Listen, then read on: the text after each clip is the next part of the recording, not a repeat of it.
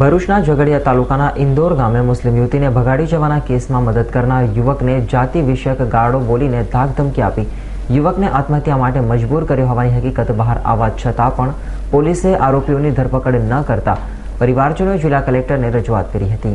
પ્રાપ્ત માહિતી અનુસાર ઇન્દોર ગામના મગનભાઈ કાનજીભાઈ રોહિતના કહેવા મુજબ ગામના જ અમિત નગીન પટેલ, કાલુ ઇમામ નકુબ અને ઇમ્તિયાજ ઉર્ફે ઇન્તુ સાહેબના કુરેશીએ તેમના પુત્ર અનિલ રોહિતને એક મુસ્લિમ યુવતીને ભગાડી જવામાં મદદ કરી હતી અને પછીથી તેઓ જ આ બંનેને પાછા લાવ્યા હતા। ત્રણેય અનિલને જાતિ વિષયક ગાળો બોલી ભગાડવામાં તેઓનો હાથ હોવાની અને કોઈને વાત કરશે તો બળાત્કારના કેસમાં ફસાવી દેવાની ધમકી આપી હતી, જેનાથી ગભરાઈને અનિલ રોહિતે 19/6/2014ના રોજ ઝેરી દવા પીને આત્મહત્યા કરી હતી।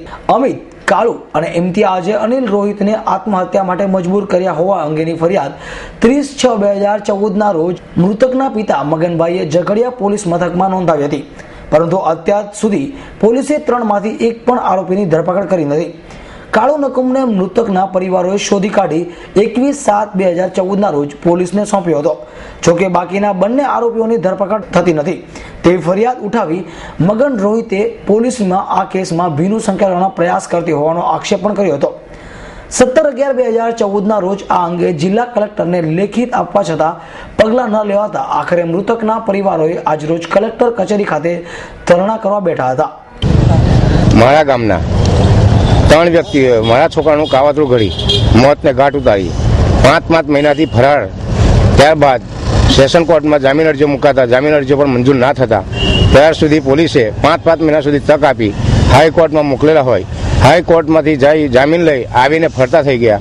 જ્યાં સુધી અમને 5 મહિના સુધી કોઈ ન્યાય મળે ન હોવાથી આ દિન સુધી અમે આજે કલેક્ટર કચેરીમાં ધરણા ધરવામાં રાખ્યા છે। જ્યારે મેં મહિને 2 મહિને ડીએસપી સાહેબને પણ અરજી આપેલી છે, ડીઆઈજીને આપી છે, આઈજીને આપી છે, બધી કચેરીઓમાં મેં અરજી આપી શકેલો। આજ દિન સુધી કોઈ મારા પગલાં લેવાયા નહીં અને આરોપીઓને પ્રોત્સાહન આપી પોલીસે એમને ફરતા કરી દીધા છે। જ્યારે અમારો દીકરો ગયો છે તો અમારું શું?